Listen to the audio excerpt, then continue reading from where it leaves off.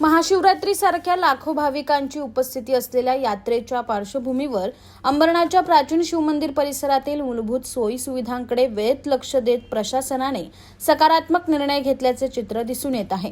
दिनांक 29 जानेवारी रोजी नगराध्यक्षा तेजश्री विश्वजित करंजुले पाटील, भाजपा गटनेते व नगरसेवक अभिजित करंजुले पाटील तसेच समाजसेवक गणेश गायकवाड यांनी संबंधित विभागास दिलेल्या पत्राच्या पाठपुराव्यानंतर प्रत्यक्ष पाहणी करण्यात आली। या पाहणीनंतर महाशिवरात्रीच्या किमान 10 दिवस आधीच आवश्यक कामे सुरू करण्याचा महत्त्वपूर्ण निर्णय प्रशासनाने घेतलाय।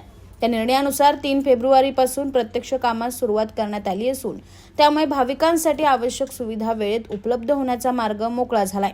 प्राचीन शिवमंदिर परिसरात येणाऱ्या हजारो भाविकांची गैरसोय टाळण्यासाठी वेळेत घेतलेला हा निर्णय अत्यंत स्वागतार्ह असून प्रशासनाच्या तत्परतेचे द्योतक मानले जात आहे।